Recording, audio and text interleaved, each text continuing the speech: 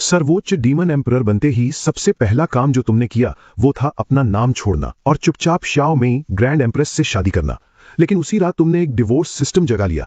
Divorce होने पर तुम्हारी आधी कल्टीवेशन तुम्हारी स्पाउस ले लेगी, लेकिन तुम्हें वो 10,000 गुना होकर वापस मिलेगी, जिससे तुम हेवेंस के नीचे अनराइवल्ड बन जाओगे। लेकिन सिस्टम को नहीं पता था कि तुम बहुत पहले से ही खून खराबे से थक चुके थे। अब तुम बस एक ऑर्डिनरी लाइफ जीना चाहते थे। 1000 साल बीत गए। तुम्हारी 2 बेटियां और 1 बेटा था और जीवन भरा पूरा और संतोषजनक लग रहा था। लेकिन जिस दिन तुम्हारी वाइफ ने थ्रोन संभाला, उसने सबके सामने अनाउंस किया कि वो डिवोर्स चाहती है। मुझे एक वजह बताओ। मुझे माफ करो, ये मेरी गलती है। मैंने अभी अभी इमैक्युलेट एम्परर सीट जगाया है। अगर मैं और स्ट्रॉन्गर बनना चाहती हूं तो मुझे सारी इच्छाओं और अटैचमेंट्स को तोड़ना होगा। ये कहते हुए शाओ मेई ने अपनी आंखें बंद कर लीं। तुम्हारी नजरों का सामना करने की हिम्मत नहीं थी। ये सुनकर तुम्हें बस हंसी आई। अपनी कल्टीवेशन, तुम्हारे बीच के रिश्ते और अपने बच्चों में से तुम्हारी वाइफ ने कल्टीवेशन को चुना। उसी पल शाओ मेई की मास्टर बाई शुइलिंग ने अचानक उस पर जोर दिया। शाओ मेई, हम और वक्त बर्बाद नहीं कर सकते। तुम्हारा एम्परर्स ऑरा लगभग कंप्लीट होने वाला है। अगर अभी कुछ भी इसे डिस्टर्ब करे तो शायद तुम कभी भी पीक तक नहीं पहुंच पाओगी। उसकी बात पूरी होने से पहले ही बाई शुइलिंग को अचानक एक टेरिफाइंग किलिंग इंटेंट का सर्ज महसूस हुआ, जो सीधे उस पर आ रहा था। बिजली की स्पीड से उसने अपनी नजर उस बोन चिलिंग प्रेशर के सोर्स की तरफ स्नैप की। वो तुम थे, वो जो एम्परर रेल्म तक भी नहीं पहुंचे थे। तभी शाओ मेई ने जल्दी से बात की। उसकी आवाज में गुहार थी। मैं तुमसे रिक्वेस्ट कर रही हूं, इन सालों में जो कुछ भी हमारे बीच था उसके लिए मुझे जाने दो। तुमने अपनी नजरें शाओ मेई पर टिकाई और फिर अपने एम्परर सेंस की एक सर्च के साथ सीधे उसके सोल सी में फोर्स करके घुस गए। बताओ, क्या कोई तुम्हें इसके लिए फोर्स कर रहा है? ये तुम्हारी आखिरी उम्मीद की कोशिश थी। शाओ मेई स्टन रह गई। वो ग्रैंड एम्परर रेल्म तक ब्रेक थ्रू कर चुकी थी। सिर्फ कोई ऐसा जो उससे कई गुना ज्यादा पावरफुल हो इस तरह फोर्सफुली उसके सोल सी में घुस सकता था। शाओ मेई ने अविश्वास से अपने हस्बैंड को देखा, लेकिन अगले ही पल उसकी आंखें फिर से कठोर हो गईं। नहीं, मुझे माफ करो। तुम्हारा एक्सप्रेशन बर्फ की तरह ठंडा हो गया। तो फिर मैं तुम्हारी हर सक्सेस की कामना करता हूं। तुमने अपनी बाह उठाई और वो हेवेंस मार्क जो इन सालों में तुम दोनों को कल्टीवेशन पार्टनर्स के रूप में बांधे हुए था, वो टूट गया। तभी सिस्टम बज उठा। बधाई हो होस्ट, डिवोर्स सक्सेसफुल। तुम्हारी कंबाइंड कल्टीवेशन में शाओ मी का हिस्सा लगभग नेग्लिजिबल है। होस्ट की लगभग आधी कल्टीवेशन तुरंत ट्रांसफर हो जाएगी। पलक झपकते ही तुम्हारी आधी कल्टीवेशन गायब हो गई, जबकि शाओ मेई की कल्टीवेशन जो बैरली ग्रैंड एम्परर रेल्म में एंटर हुई थी, सीधे ग्रैंड एम्परर रेल्म के तीसरे सब स्टेज तक पहुंच गई। बाई शुइलिंग वहां स्लैक जॉड खड़ी रह गई। एक डिवाइन टेक्निक, ये एक एब्सोल्यूट डिवाइन टेक्निक है। इमैक्युलेट एम्परर सीट को सच में सारी इच्छाएं तोड़नी पड़ती हैं। ये डिवोर्स बिल्कुल सही था। System million fold cultivation return successful. हालांकि मिलियन टाइम्स होस्ट की आधी कल्टीवेशन एक बार में रिलीज करना बहुत ओवरवेलमिंग होगा। सिस्टम इसे होस्ट के सोल सी में स्टोर करेगा। जब भी जरूरत हो, जितनी चाहो विड्रॉ कर लो। फ्रेंडली रिमाइंडर, मौजूदा दुनिया तुम्हारी पूरी पावर एक साथ रिलीज होने को सहन नहीं कर सकती। अगर तुमने किया तो दुनिया कोलैप्स हो जाएगी। इसलिए प्लीज थोड़ा रिस्ट्रेंट रखो और एक्सीडेंटली हर जीती जागती आत्मा को मिटाने की कोशिश मत करो। सिस्टम प्रॉम्प्ट देखकर तुम्हें जरा भी खुशी नहीं हुई, क्योंकि इस वक्त तुम्हारे 3 बच्चों में से कुछ रो रहे थे, कुछ चुप खड़े थे। डैडी, मैं नहीं चाहती कि आप जाएं। तुमने धीरे से अपनी छोटी बेटी का माथा सहलाया। मत रो स्वीटहार्ट, डैडी तुम्हें हमेशा प्यार करेगा, ये प्रॉमिस है। उस पल तुम्हारे अंदर जो भी टेंडरनेस बची थी वो सिर्फ अपने बच्चों के लिए थी। इधर शाओ मेई को पता था कि इमैक्युलेट एम्परर सीट सिर्फ रोमांटिक टाइज तोड़ने की मांग करता है, इसलिए वो बच्चों के लिए लड़ना चाहती थी। बच्चों, मैंने आज से पहले तुम सभी से पूछ लिया था, क्या तुमने डिसाइड कर लिया कि तुम अपनी मदर के साथ रहोगे या फादर के साथ जाओगे? वेई शिनयू ने बहुत पहले ही अपनी मुट्ठियां कस ली थीं और दूसरों की तरफ देख रही थी। उसका एक्सप्रेशन अनमूव्ड था। बाई शुइलिंग ने एक सेबर और एक सॉर्ड निकाली, एक वेई जुनहाओ के लिए, एक वेई शिनयू के लिए। ये दोनों पियरलेस वेपन्स तुम्हारी मदर ने तुम्हारे लिए पहले से तैयार किए थे। इस तरफ आ जाओ और ये वेपन्स तुम्हारे हैं। अब से मदर के साथ चलो, तुम्हारे नेचुरल टैलेंट और गिफ्ट्स के साथ, प्लस तुम्हारी मदर के रिसोर्सेज। तुम एक दिन एम्परर रेल्म तक जरूर पहुंचोगे। तभी वेई जुनहाओ, जो सिर झुकाए खड़ा था, आखिरकार हिला। वो अचानक घुटनों पर गिर पड़ा। फादर, मुझे माफ करो, मैं मदर के साथ रहना चाहता हूं। तुमने अपनी हथेली धीरे से अपने बेटे के सिर पर रखी। रिजाइंड। अब से फादर तुम्हारी देखभाल नहीं कर सकेगा। मदर की बात ध्यान से सुनो और मेहनत से ट्रेन करो। वो उठा और शाओ मेई की तरफ चला गया। जैसे ही वो उसके पास पहुंचा, बाई शुइलिंग ने जल्दी से पियरलेस सेबर वेई जुनहाओ के हाथों में थमा दी। वेई जुनहाओ की आंखें चमक उठी, जैसे उसे दुनिया का सबसे बड़ा गिफ्ट मिल गया हो। तभी बाई शुइलिंग ने ट्रायम्फ के साथ वेई शिनयू की तरफ देखा। शिनयू, जल्दी आओ, ये सॉर्ड तुम्हारा है।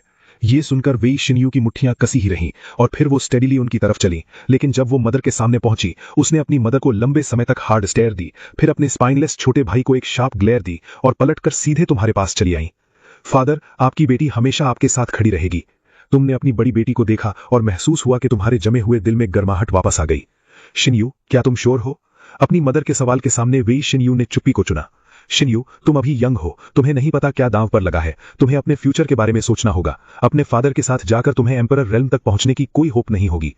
किसी पर भी रिलाई किए बिना मैं अपनी मेहनत से एम्परर रेल्म तक पहुंच सकती हूं। सिस, बस। जैसे ही वेई जुनहाओ ने अपनी सिस्टर को इंपल्स में एक्ट करने से रोकने की कोशिश की, वेई शिनयू ने उसे ठंडे से काट दिया। अपना मुंह बंद रखो, एक और शब्द बोला तो मेरा कोई भाई नहीं है। वेई शिनयू को यह क्लियरली पता था, अपनी मदर की तुलना में जो हमेशा कल्टीवेशन में डूबी रहती थी, उनके फादर का प्यार उनके लिए सच में बाउंडलेस था। वेई शिनयू के शब्दों ने वेई जुनहाओ को सिर झुकाने पर मजबूर कर दिया, लेकिन उसके मन में अब भी लग रहा था कि उसकी सिस्टर इमोशन से रूल हो रही हैं। उनकी मदर के रिसोर्सेज के बिना वो दोनों शायद ही अपनी जनरेशन के सबसे गिफ्टेड प्रोडिजीज बन पाते। इधर आसपास के लोग आपस में फुसफुसा रहे थे। देखो, शाओ मेई अभी अभी एक ही जंप में ग्रैंड एम्परर रेल्म के लेट स्टेज तक पहुंच गई। इस तरह के टैलेंट और पावर के साथ वो इनफाइनाइट डोमेन के एब्सोल्यूट पीक्स में से एक बनने के लिए डेस्टिन्ड है। शाओ मेई को फॉलो नहीं करना उस आदमी की जिंदगी की सबसे बड़ी गलती है। उसकी बड़ी बेटी का मन पक्का देखकर शाओ मेई ने फिर अपनी छोटी बेटी वेई शाओयू की तरफ देखा। और तुम शाओयू? वेई शाओयू ने तुरंत तुम्हारा हाथ कसकर पकड़ लिया। मदर बहुत मीन है, मैं तुमसे कभी बात नहीं करूंगी। शाओ मेई ने वेई शाओयू को देखा। उसका एक्सप्रेशन इमोशंस का एक अनरीडेबल टैंगल था। शाओयू, मदर के पास आ जाओ। अब से हम हर रोज कल्टीवेशन और कुकिंग में रिनाउंड मास्टर्स को हायर करेंगे, जो तुम्हारे लिए डिलीशियस केक्स और खाना बनाएंगे। तुम मीन हो, मुझसे बात मत करो। डैडी चलो, मैं यहां और नहीं रहना चाहती। अपनी छोटी बच्ची का हार्ट ब्रोकन चेहरा देखते हुए तुमने धीरे से कहा, शाओयू, थोड़ी देर के लिए सो जाओ, डैडी को बस कुछ शब्द कहने हैं, फिर हम चले जाएंगे। तुम्हारी बात पूरी होने से पहले ही वेई शाओयू तुम्हारी बाहों में सो गई। वेई शाओयू को वेई सिंगयू की देखभाल में सौंपने के बाद तुम कोल्ड डिटैचमेंट के साथ शाओ मेई के पास चले गए।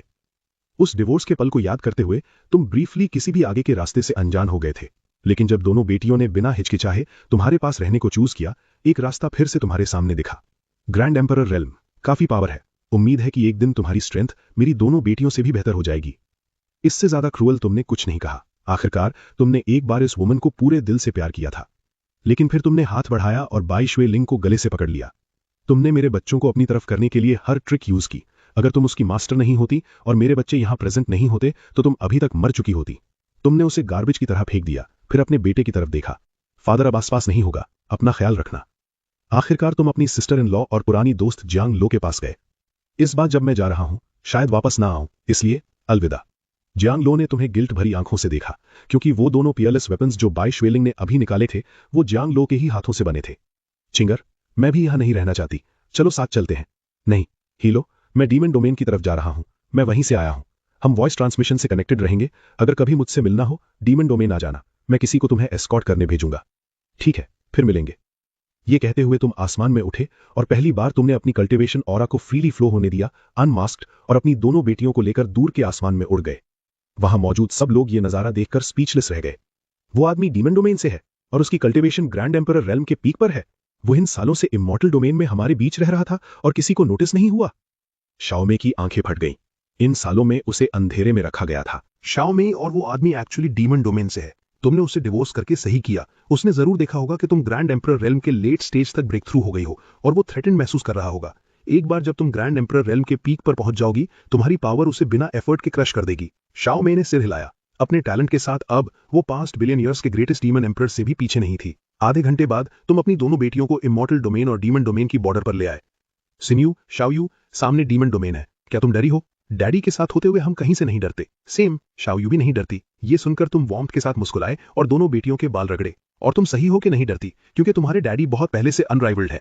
डैड, क्या आप श्योर हैं कि आप सच में अनराइवल्ड है? क्या आपने हमें नहीं सिखाया था कि हमेशा कोई ना कोई स्ट्रॉन्गर होता है और हमें कभी एरोगेंट नहीं होना चाहिए? तुम दोनों बिल्कुल एरोगेंट नहीं हो सकते, लेकिन तुम्हारे डैडी, मैं एक्सेप्शन हूं, क्योंकि मैं वो समवन स्ट्रॉन्गर हूं जिससे बाकी सब डरते हैं। ये सुनकर वेई सिन्यू खिलखिलाकर हंसी, अपना मुंह ढकते हुए। डैडी, आप इतने शेमलेस हैं। हाँ, डैडी का एक पॉइंट तो है, बस बेयरली। अपनी दोनों बेटियों को खुशी से हंसते देखकर तुम्हारे दिल का हर शैडो साफ हो गया। चलो, डैडी तुम्हें डीमन डोमेन एक्सप्लोर करवाने ले जाएगा। क्या डीमन डोमेन में बहुत अच्छा खाना है? काफी है एक्चुअली। मेरी एक पुराने डीमन की जान पहचान है, उसका कुकिंग एक्स्ट्रा ऑर्डिनरी है, लेकिन वहां पहुंचने से पहले मुझे तुम्हें पहले कहीं और ले जाना है। थोड़ी देर बाद तुम अपनी बेटियों को एक हिडन वॉल्ट के अंदर ले गए। डैडी, ये जगह क्या है? ये डीमन डोमेन में मेरे समय का पुराना ट्रेजर वॉल्ट है। अब वी जुनहाओ को एक पेयरलेस सेबर मिला है ना? डैडी अब तुम्हें तुम्हारे अपने वेपन्स देने वाला है। तुमने जोर से आवाज लगाई। शाओ हे, तुम कहां भाग गए? मैंने तुम्हें यहां रहकर इस जगह की गार्ड करने को कहा था। मैं काफी देर से यहां हूं और तुम्हारा कोई ट्रेस नहीं दिखा। आखिरकार तुमने एक इनकैंटेशन रिसाइट किया और अगले ही पल लावा से एक लॉन्ग स्वॉर्ड और एक डार्क ऑनिक्स आर्मर का सूट फूट पड़ा। इक्विपमेंट का ये पूरा सेट वो ब्लड डियर बैटल आर्मर था जिसे पहनकर तुमने कभी डीमन डोमेन को स्वीप किया था। आज फिर से रोशनी देखने का वक्त आ गया। अगले ही पल स्वॉर्ड तुम्हारे हाथ में फ्लैश हो गई। सिन्यू, इस पियरलेस स्वॉर्ड को GU इमॉर्टल स्वॉर्ड कहते हैं, लेकिन मुझे इसका ओरिजिनल नाम साओ जिनचो ज्यादा पसंद है। आज डैडी ये स्वॉर्ड तुम्हें देता है। फिर तुमने स्वॉर्ड की तरफ मुड़कर कहा, साओ जिनचो, ये मेरी प्रेशियस डॉटर है, अब से इसकी वेल सर्व करो, समझे? स्वॉर्ड एक बार शडर हुई जैसे अग्रीमेंट में हो। तुमने वे सिन्यू को स्वॉर्ड लेने का जेस्चर किया, लेकिन उसने मना कर दिया। ये स्वॉर्ड बहुत प्रेशियस है, मैं इसे एक्सेप्ट नहीं कर सकती। जिस लेवल पर अभी मेरी कल्टीवेशन है, मैं ऐसी स्वॉर्ड के लायक नहीं हूं। वो स्टंट थी क्योंकि स्वॉर्ड की ऑरा उसके भाई की पियरलेस सेबर से 1000 गुना ज्यादा माइटी थी। नहीं सिन्यू, तुम्हें चिंता करने की जरूरत नहीं। बस मेरी बेटी होने से और मेरा खून अपने अंदर रखने से इस दुनिया में कुछ भी नहीं है जिसके तुम लायक नहीं हो। सिर्फ वो चीजें जो तुम नहीं चाहती। वे सिन्यू खिलखिलाकर हंस पड़ी। डैडी, आपने जो अभी कहा वो काफी कूल था, लेकिन किसी तरह हंसी भी आ रही है। क्यों?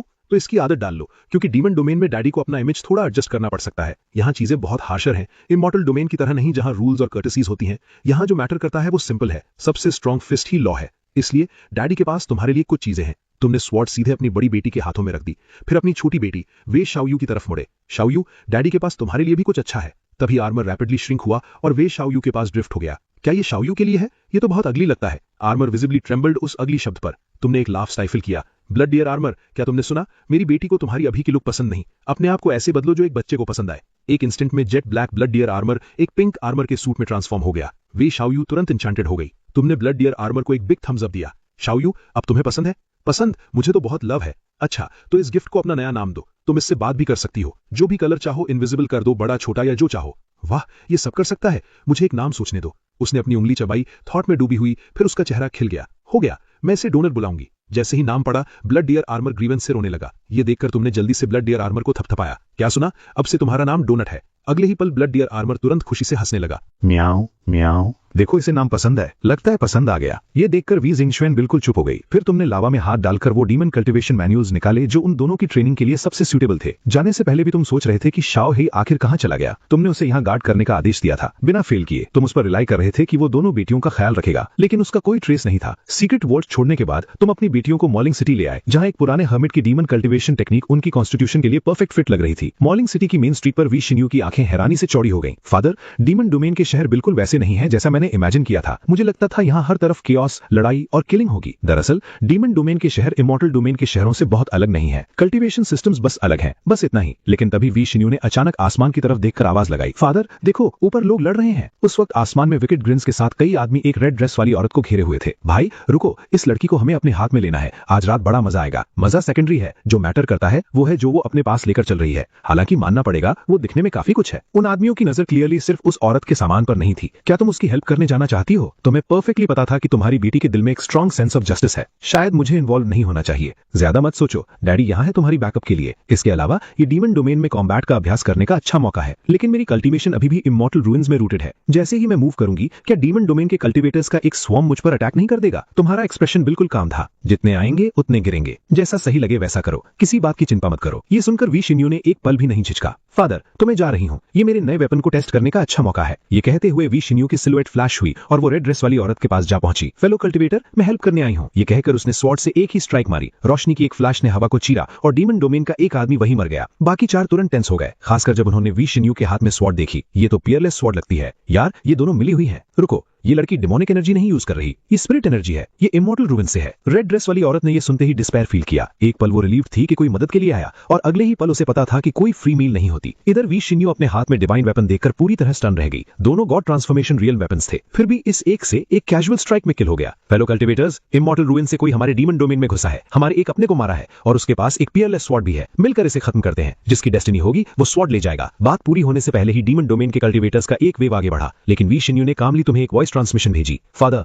इनमें से कोई भी गॉड ट्रांसफॉर्मेशन रियल्म से आगे नहीं है। मैं हैंडल कर सकती हूँ, जाओ, कुछ भी रोको मत। तुम्हें अपनी बेटी की कोई चिंता नहीं थी, सब कुछ तुम्हारी ग्रास्प में था। और इस तरह वी शिन्यू फियर्स बैटल में दुश्मनों के स्वॉर्म के खिलाफ कूद पड़ी। लेकिन अब किसी का ध्यान रेड ड्रेस वाली औरत पर नहीं था। उसने वी शिन्यू को घेरे और अटैक होते देखा। उसका दिल उलझ गया। अभी भागने का परफेक्ट मौका था, लेकिन एक ब्रीफ हेजिटेशन के बाद उसने जबड़ा कस लिया और वापस कूद पड़ी। रेड ड्रेस वाली औरत वी शिन्यू के साथ मिलकर लड़ने आगे बढ़ी। तुमने उसे एक नजर दी, बुरी नहीं है, कम से कम उसमें कुछ प्रिंसिपल्स हैं और वो बस भागी नहीं। रुको, इस लड़की में कुछ है, ये फेमिलियर आरा क्यों है? लेकिन तभी एक सिनिस्टर आवाज आई, इमॉर्टल रूइंस से कोई, और ऊपर से एक पियरलेस स्वॉर्ड। इस पुराने आदमी के लिए ये ट्रिप बेकार नहीं गई। छोटी लड़की, इस ओल्ड मैन की स्वॉर्ड दे दो। मुसीबत आई, सेंट किंग लेवल का पावर हाउस। इतने स्ट्रॉन्ग के साथ वो स्वॉर्ड हमारी पहुंच से पूरी तरह बाहर है। लेकिन जैसे ही उस बूढ़े आदमी की नजर तुम पर पड़ी, ग्रैंड एम्पायर, इस जूनियर की आंखें थी लेकिन देख नहीं सका। सीनियर प्लीज आगे बढ़े, ये जूनियर अभी चला जाता है। रुको, मुझे वो एरोगेंट एटीट्यूड ज्यादा पसंद था जो एक पल पहले था। बात पूरी होने से पहले ही उस बूढ़े आदमी ने अपने दोनों आर्म्स खुद तोड़ ली। मैं गलत था, प्लीज मेरी जान बख्श दें। ठीक है, लगता है तो मैं समझ आती है। थैंक यू सीनियर, जान बख्शने के लिए। ये कहकर वो बूढ़ा आदमी मुड़ा और बिना ट्रेस छोड़े गायब हो गया। फिर तुमने आसमान में बाकी लोगों को आवाज लगाई, जारी रखो, बस मुझे घूरते मत रहो। वी शिन्यू ने मन में सोचा, तो ये फील होता है एक इनविंसिबल फादर होने का। लेकिन वहां मौजूद हर डीमन कल्टिवेटर बेवकूफ नहीं था। वो तुरंत भागने लगे। ये देखकर तुमने बस हाथ उठाया और एक लाइट जेस्चर किया। एक बैरियर ने आसमान के एक पूरे स्ट्रेच को लॉक कर दिया। पूरा एरिया सील हो गया। हम फंस गए। उन्होंने बैरियर पर पूरी ताकत से वार किए, लेकिन कोई फर्क नहीं पड़ा। वी शिन्यू और रेड ड्रेस वाली औरत फिर से आगे बढ़ी। 2.5 मिनट बाद जितने भी आसमान में थे और वी शिन्यू पर झपटे थे, वो सब दोनों लड़कियों की स्वॉर्ड्स के नीचे फॉलन सोल्स बन चुके थे। वी शिन्यू दौड़ते हुए तुम्हारे पास आई। फादर, ये स्वॉर्ड बिल्कुल परफेक्ट फिट है। तुमने एक सेटिस्फाइड नोट दिया, मन में नोट करते हुए कि तुम्हें जल्द ही अपनी बेटी के लिए एक सूटेबल कल्टीवेशन टेक्निक ढूंढनी होगी, एक जो उसकी कॉन्स्टिट्यूशन से मैच करे और उसकी पूरी फाउंडेशन को डीमन कल्टीवेशन में कन्वर्ट करे। डीमन डोमेन में इमॉर्टल रूइंस टेक्निक यूज करना बहुत कंस्पिक्यूअस था। लेकिन तभी वॉइड से कोल्ड सिनिस्टर आवाज आई। मैंने दूर से फील किया एक पियरलेस स्वॉर्ड का आरा। मुझे लगा शायद गलत फील हुआ, लेकिन नहीं, ये रियल है। लगता है ये ट्रिप बेकार नहीं गई और निकला ये सिंगशू सेक्ट से है। तुम्हारे मन में एक पुराने दुश्मन की इमेज उभरी। तुम्हें याद था उस वक्त तुमने सिंगशू सेक्ट के हर एम्पायर रियल पावर हाउस को खत्म कर दिया था, और फिर भी बैरली 1000 साल बाद सिंगशू सेक्ट से एक नया grand empire real powerhouse निकल आया। अच्छा, तो टाइमिंग कन्वीनियंट है। क्या ऐसा है? अगर मुझे सही याद है तो कुछ पल पहले किसी और ने भी एग्जैक्टली यही शब्द कहे थे। मुझे अभी भी समझ नहीं आया कि उसने अचानक अपने दोनों आर्म्स क्यों तोड़ ली और पूंछ दबाकर भाग गया। मौत को मत बुलाओ। लगता है डीमन डोमेन में ज्यादातर लोग सिंगशू सेक्ट की पुरानी ग्रेटनेस भूल गए हैं। वो भूल गए हम कितने पावरफुल थे। तो आज मैं तुम्हें ये दिखाऊंगा कि सिंगशू सेक्ट अपने एब्सोल्यूट पीक पर वापस आ गई है। बहुत अच्छी बात है। ना सिर्फ तुम मेरी स्वॉर्ड चुराना चाहते हो, तुमने मेरी लाइन भी चुरा ली। लगता है सिंगशू सेक्ट को अभी थोड़ा और वक्त चाहिए। तुम्हारे आखिरी शब्द निकलने से पहले ही सिंगशू सेक्ट का वो पावर हाउस अभी भी कोल्डली स्मग करता हुआ तुम्हारी ग्रिप में उसका गला था। जब उसे एहसास हुआ कि चाहे कुछ भी करे तुम्हारी ग्रिप से नहीं छूट सकता। इम्पॉसिबल। अजीब बात है, तुम्हारे पुराने पैट्रियार्क ने भी मरने से ठीक पहले यही कहा था।